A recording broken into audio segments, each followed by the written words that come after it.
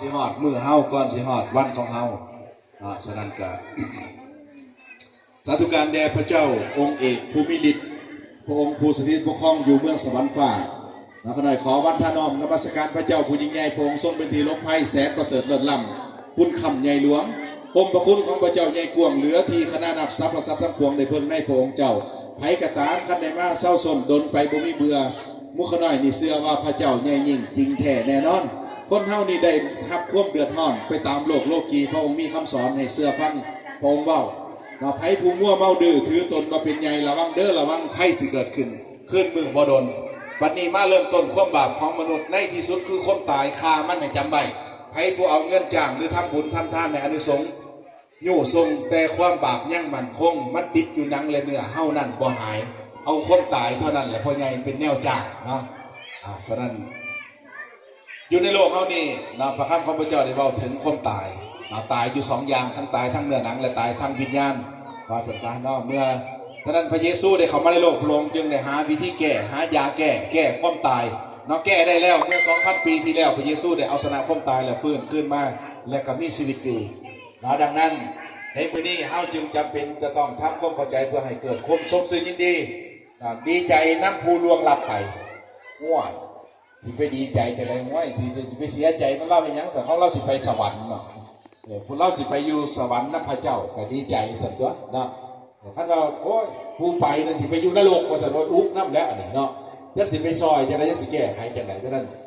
สำหรับผู้ที่ยังอยู่ได้สั่งเนาะก็สิได้เตือนสติกันละกันโน้มใจกันละกันใน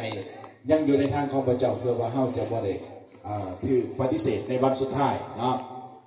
เพราะนั้นอยากจะนำพี่น้องเข้าสู่พระวจนะคำของพระเจ้านะพี่น้องเปิดเบิ่งในคำของพระเจ้าอยู่ในพระค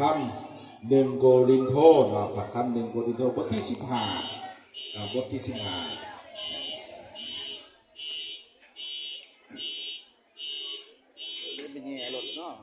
ไป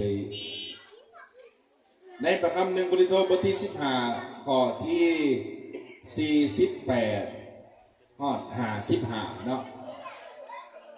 ที่ขอให้ผู้ใดเนาะอ่านเสียงดังฟังแก่ก็ให้อาจารย์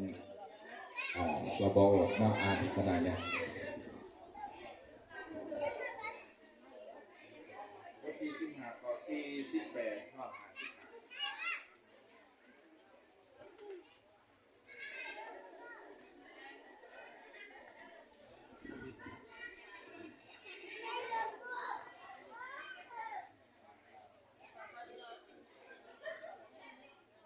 1 โครินธ์บทที่15ข้อที่48ผู้ที่เกิดมาจากดินเป็นอย่างไรคนทั้งหลายที่เกิดมาจากดินก็จะเป็นอย่างนั้นและผู้ที่เสด็จมาจากสวรรค์เป็นอย่างไรคนทั้งหลายที่เป็นฝ่ายสวรรค์ก็จะเป็นอย่างนั้นพวกเฮามีลักษณะเหมือนกับมนุษย์ที่ถูกสร้างมาจากดินสันใดพวกเฮาก็คงจะมีลักษณะเหมือนกับผู้ที่เสด็จมาจากสวรรค์นั้นพี่น้องทั้งหลายเอ่ยสิ่งที่เฮาได้กล่าวมานั่นหมายความว่าสิ่งที่เป็นเนื้อหนังและเลือดจะมีส่วนในอาณาจักรของพระเจ้าบ่ได้และกายที่เปื่อยเน่าจะมีส่วนในกายที่บ่เปื่อยเน่าก็บ่ได้นี่แหละเฮามีข้อลำลึก